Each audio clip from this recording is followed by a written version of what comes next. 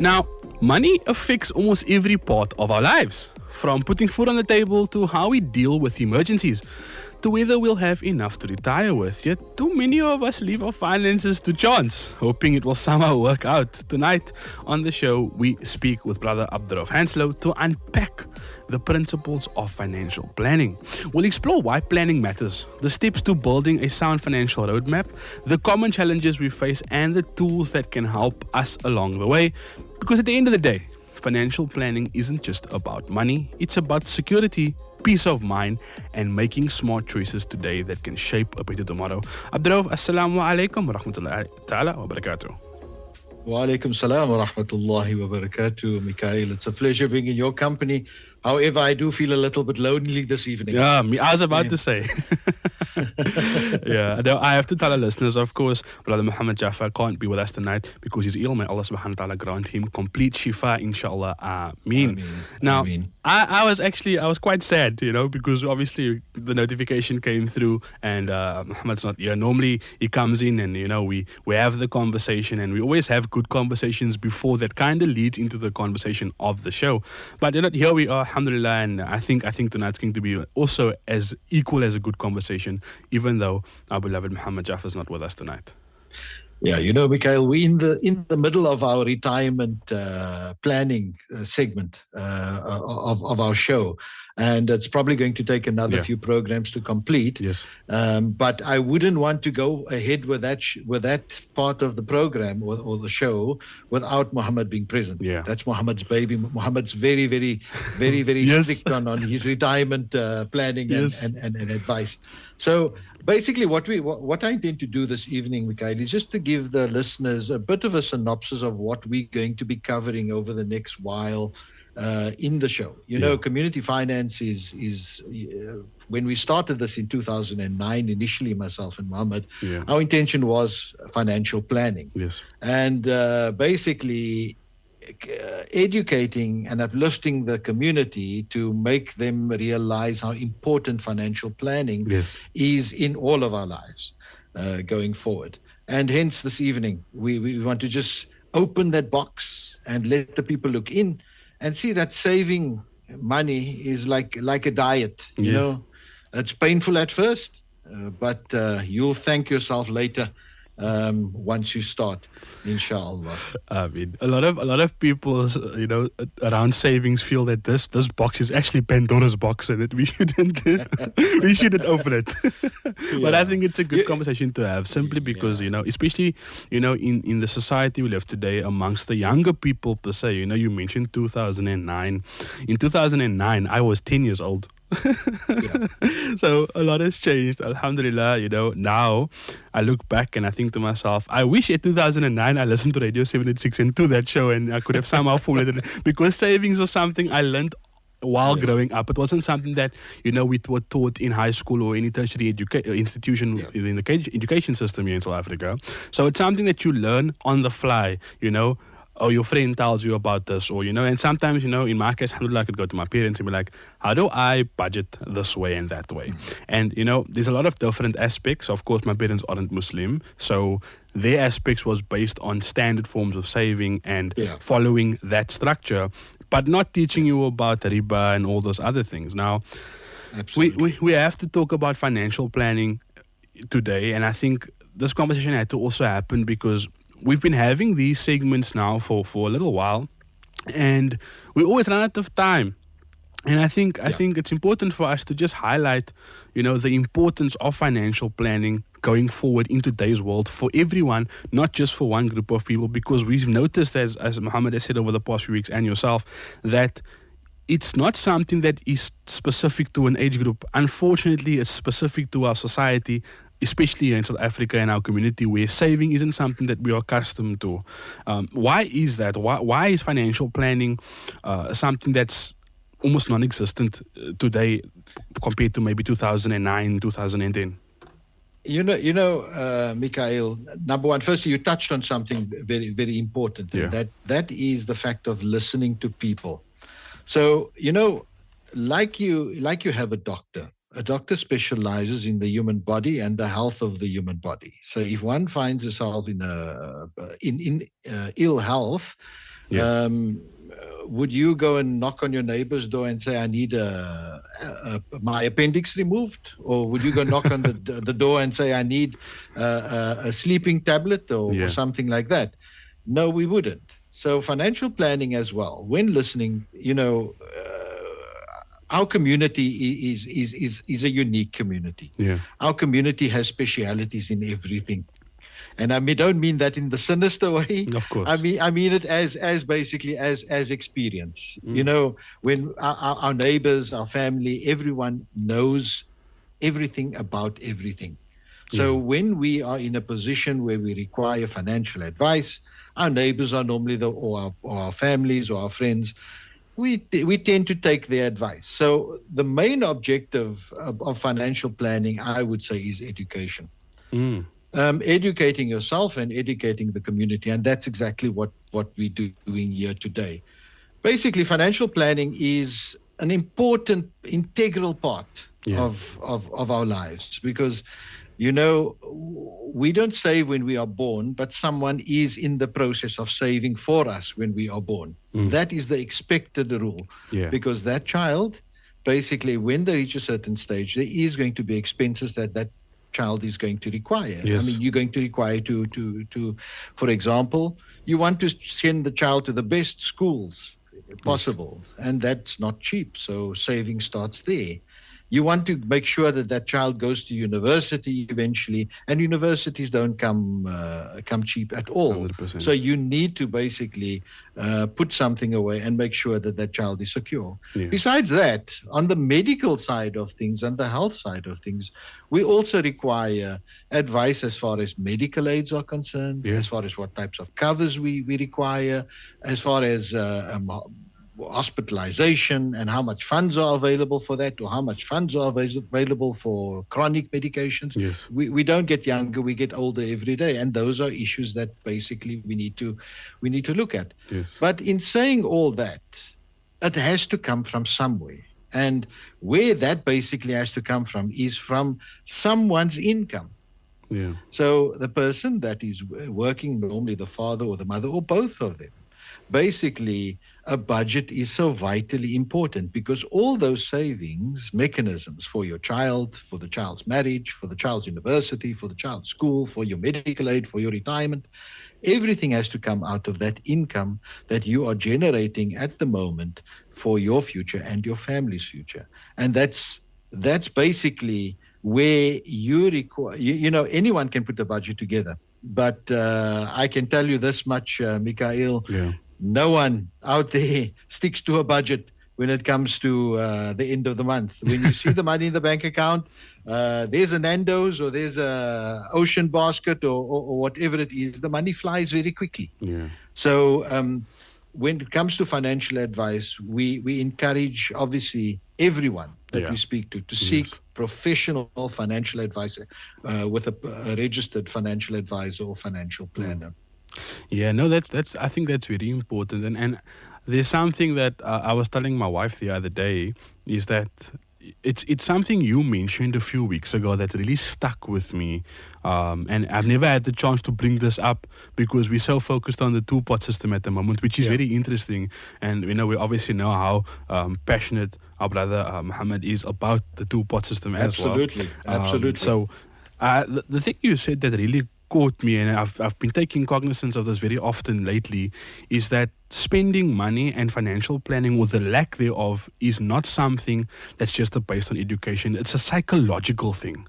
It's been a psychological thing, and that stuck with me. And the reason why it stuck with me was simply because I was part of that statistic for a long time, like you just mentioned now, between the 24th and the 27th, when you see that plus notification into your bank account, it's all right, man. I suddenly have a craving now for something, the local term is lekker. That's for something nice, is how we would say it. I have this craving for something, and now I'm driving past, a few places down the main road here in the southern suburbs, and I was like, hey, I'm spoiled for choice here. In the southern suburbs, especially here where our studio is you are spoiled for choice with food.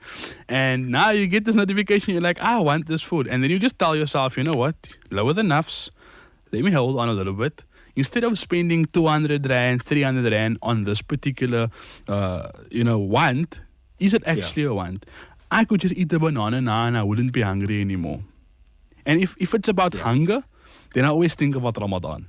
In Ramadan, you get cravings, but you suppress it because Allah tells you to fast. So absolutely, and that's something that you said that triggered my mindset towards whenever I want to buy something, I ask myself, can I afford this 3 times? And if I can't afford the thing 3 times, I'm walking away. And when I say thing, I mean anything. It could be food, it could be a phone, it could be a brand new shoe, whatever it is. If I can't afford to buy the item that I'm looking at in the moment of want, when the nafs takes over, then I'm like, can I afford this 3 times? I cannot afford this 3 times. Let me walk away. Maybe I'll put that amount of money away, and in 3 months' time, I'll buy the thing. And then I'll have... Absolutely. And I think that's something that actually came out of these conversations, because sometimes you do fall into old habits. And old habits, I'm so happy Mohammed's not here because he would have brought this up. We mentioned the habit for 3 weeks. Alhamdulillah. I won't go there. The habit has been kicked. Alhamdulillah. For the listeners, let it be known that the habit has been kicked. And if you've been listening in, you'll know what habit we're talking about. And I hope we've been a part of you kicking that habit. I can't say it was only that. I also think it was a matter of, I actually sat and I worked out how much money I was spending. Yeah. And Mohammed brought up the statistic of the price of a house over 12 months. Yes. He said over 12 months, if you look at the amount that it could be, in 30 years, that could be 1.5 million. I was like, 1.5 million is a lot. And I just thought about it. And I was like, you know what? It is something that, that I don't need. And it's my last battle when it comes to this financial, responsibility. Let me try and kick that with something. And I've replaced it with a good habit. And that habit that I've replaced it with is eating a vegetable or a fruit instead when I have the craving. MashaAllah. So there we go. That's very good news, Mikhail. That's very, very good news. And I'm sure Mohammed is listening in at the moment. He's also going to be very proud of you. But you touch on something very important also. Yeah. And that is the wants versus needs. So, we are, how do you put it? We are emotional shoppers. Yes. We see something, we like it, we buy it. So my advice has always been, if you see something, yes, you might like it, sleep on it and buy it the next morning if you still feel you want it. Because I guarantee 50% of the times after you've slept on it, you're going to decide, no, that's too much money I'm spending. Yeah. So just that delayed reaction.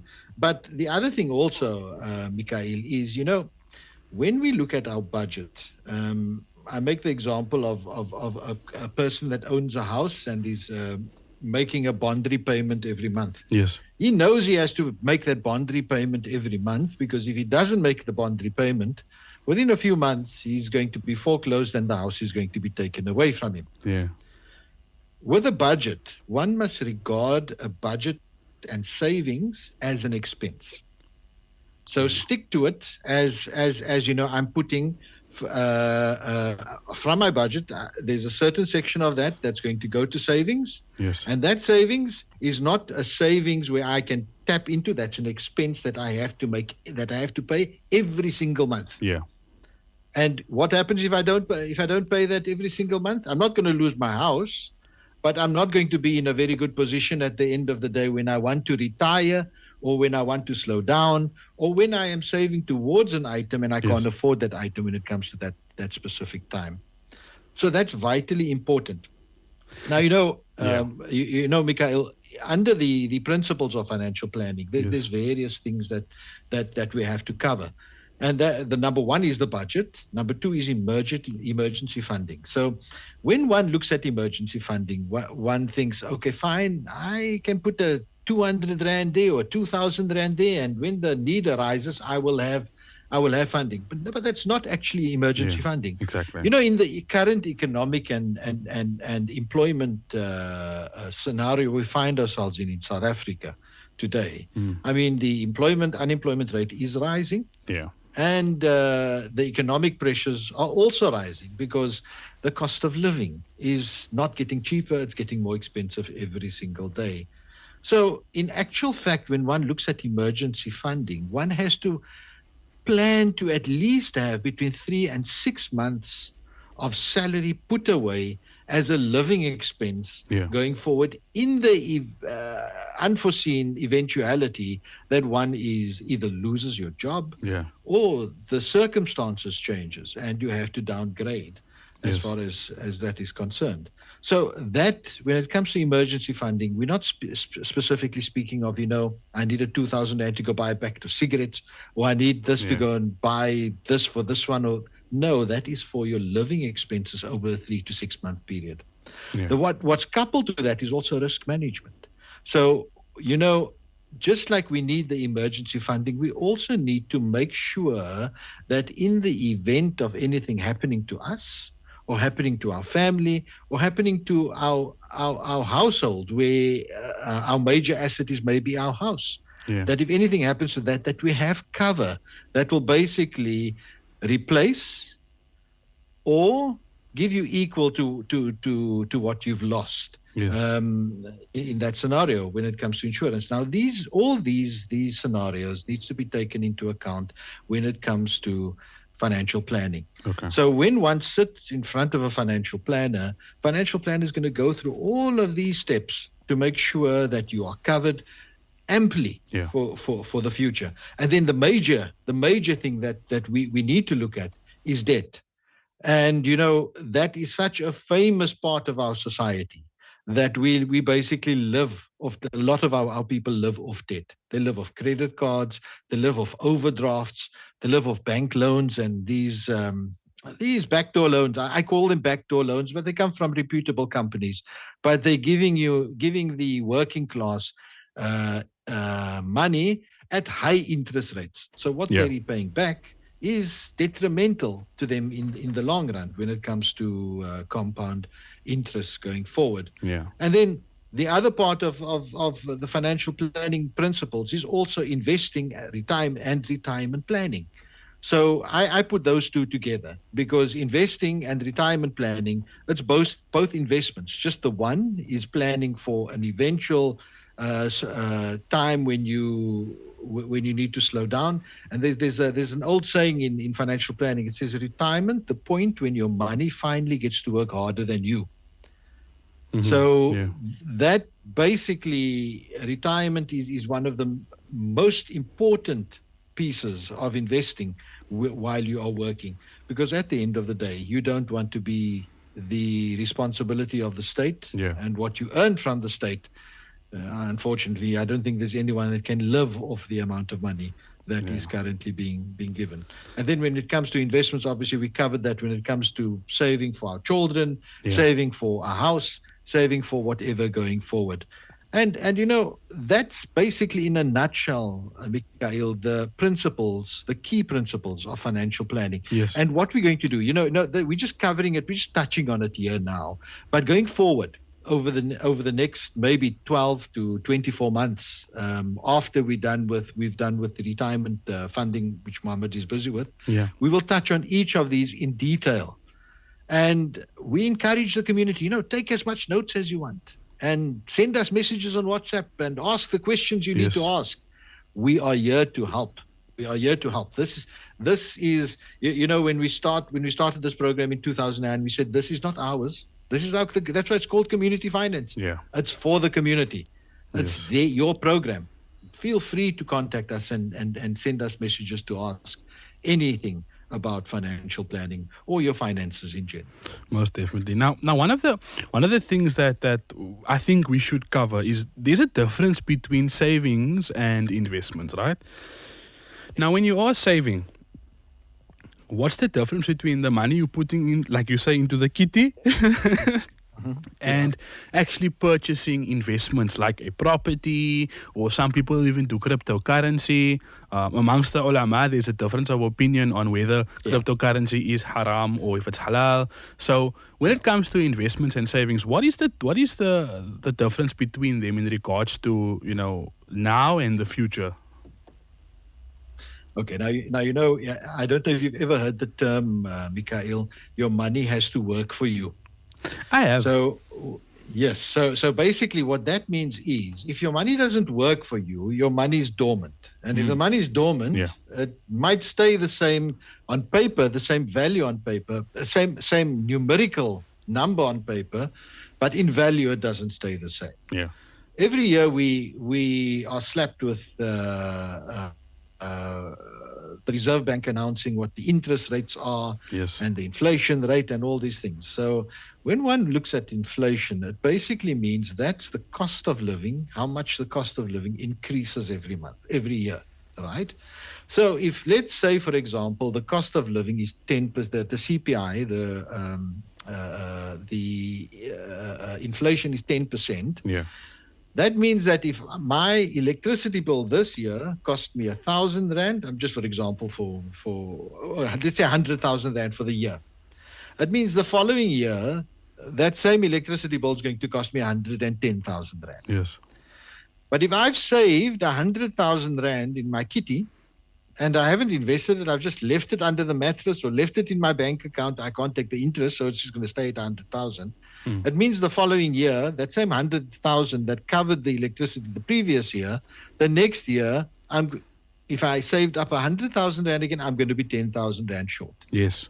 Which means that the value of my money is actually less. Yes. That's the difference. So savings is basically putting the money away. Well, it's basically hoarding your money. Yeah, Putting it under the mattress, putting it into a bank account and leaving it there dormant. And basically it's not working for you.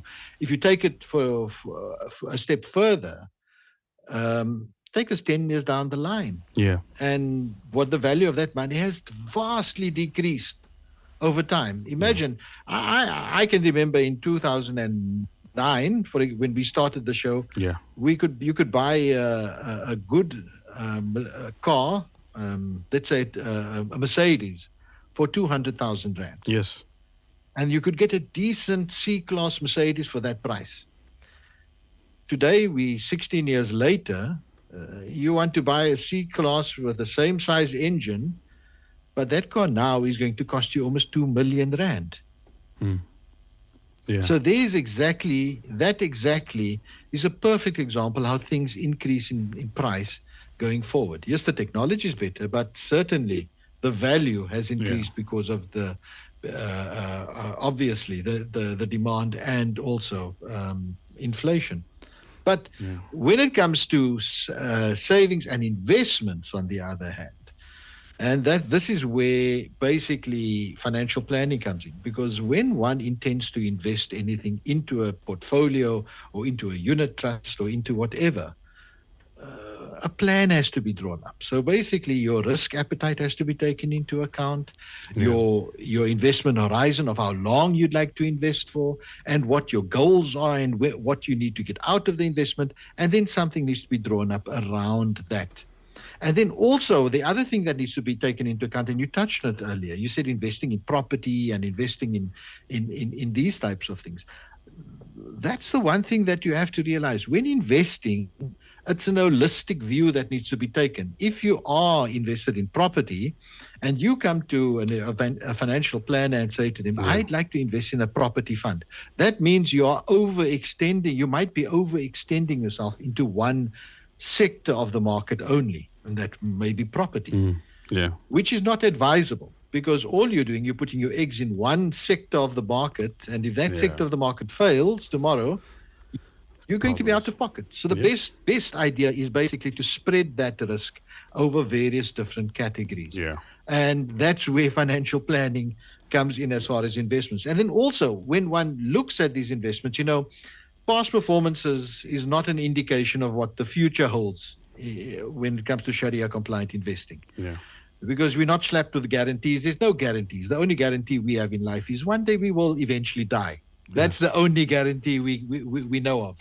But when it comes to guarantees, there are none when it comes to investing. Exactly. So we have to take that into account. And if one looks at just alone the Sharia compliant portfolios out there that's on offer to the community, it's enough to give me a headache, because just deciding out of this pool of shares, of funds, deciding the one that would be appropriate to me, that's so difficult. And that's when where a financial advisor and financial planner comes. They go to these conferences, they go to the seminars, they attend the fund launches, they attend the report backs of these funds, so they know what these things are made up of. Yeah. They know what clients can expect. They know how these managers think as far as risk is concerned and as far as performance is concerned. And that's the type of person I would want to entrust with my money going forward, Mikhail. Now, Abdurrauf, as funny as this is to say, we've come to the end of our time. We've actually, I think that was a bit of a way to wrap up the segment. But just before we go, let me just give you an idea. You know, you spoke about the price of a car. In 2009, a white loaf of bread was R5.50 in 2009. Wow. In 2020, a loaf of bread was R14.50. In 2025, 20 Rand a loaf of bread. 20 Rand a loaf, eh? 20. You know, I've been out of Cape Town for the last 8 years, Mikhail. Yeah. I don't know if the listeners know that I live in Doha. Yes. And the one thing we have to remember is in Doha, being a very wealthy country, the cost of living is also very high. Yeah. But when we came on holiday now earlier this year to South Africa, there was actually a correlation between the price of goods we buy here compared to the price of goods we buy in South Africa. Yeah. So definitely we've seen things increase in South Africa. Yeah. You know, time flies when you're having fun, yes. Mikhail. I think this was a very nice conversation we had earlier. I really want to say shukran so much, you know, for being with us this night. We really appreciate the night. This was a really good show. Really appreciate your time. But unfortunately, we have to end. But inshallah, next week, we'll continue our conversation with Brother Muhammad Jaffer as well on what we spoke about last week. Shukran so much. Have a fantastic evening further. Assalamu alaikum. Wa alaikum salam wa rahmatullahi wa barakatuh. That right there, the voice of Abdurrauf Hanslow, and we were talking about community finances, and it was a little bit different tonight. I know you're used to hearing Brother Muhammad Jaffer with us as well, but of course, you know, some things happen for a reason, and we had a very good conversation about the principles of financial planning.